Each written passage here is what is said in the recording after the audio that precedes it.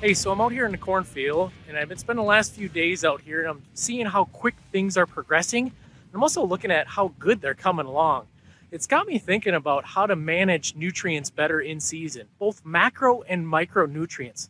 One of the ways I like to begin doing that is looking a little closer at nitrogen to potassium and nitrogen to sulfur ratios within the tissue. Let me tell you some more about that. So a lot of times when I use that terminology, it might get accused of being too complicated or using some sort of agronomic witchcraft or sorcery. Let's talk a little bit more about some of the details and how you might apply some of this on your day-to-day use in the field. So you've done the due diligence to take a soil sample in your farm. You've done the due diligence to monitor yield.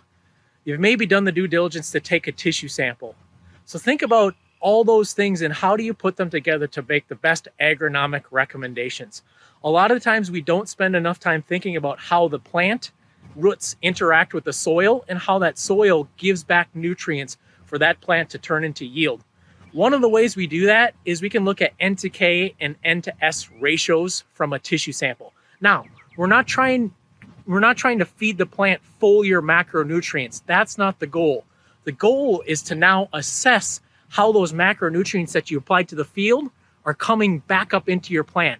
Having a knowledge around that is another way that you can estimate of any of the other in-season management practices that you might put into place, how well they're going to respond.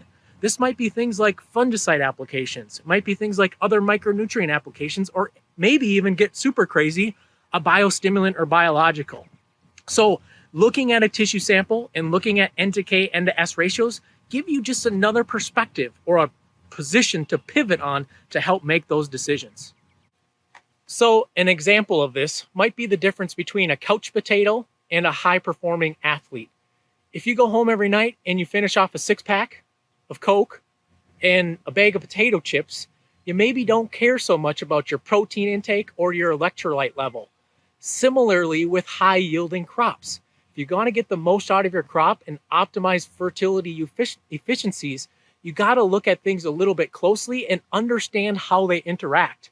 Know that sometimes these assessments don't always lead to in-season management decisions. They might just lead to tweaks that you need to make to your fertility program overall for the years to come. Let's go into the field and I'll tell you a little bit more of the specifics around these ratios. When we think about nitrogen to potassium ratio, remember, we're not trying to foliar feed copious amounts of potassium across the acre. We're trying to understand how those roots are interacting with the nutrients you put down to make that plant more efficient. One of the things that potassium does, it's important for a lot of things, but one of the things that it does is it helps neutralize the negative charge of nitrate. We know that nitrate is negatively charged, it's mobile in the soil. It needs to have its charge neutralized to better enter the root more efficiently and then become mobile in the plant. Potassium helps do that. So we're at V3, V4 corn across a lot of the corn belt, and we're beginning to go into the stages of grand growth. That's when a lot of that nitrogen is being uptaken. So it's very important to optimize those potassium ratios so the plant can more efficiently do that. So N to S, what does that mean in the plant? Nitrogen to sulfur. Not trying to put copious amounts of sulfur through, but trying to understand how those two nutrients are interacting. We know that nitrogen comes in and becomes mobile in the plant through potassium. Sulfur is the element that helps metabolize that nitrogen to turn it into something. And that something typically turns into test weight. So carbohydrates, sugar, starches, proteins, those sorts of things that the plant can make. Can we concentrate a little bit more on the N to S ratio to then utilize better nitrogen efficiencies? And that's where we're trying to target that. So the first thing that I look at in a tissue sample is the N to K and N to S ratios. And why? Because I use it to cross-reference between my yield level, my field performance level for that season, and most importantly, the soil sample history that I have on that, along with my fertility program.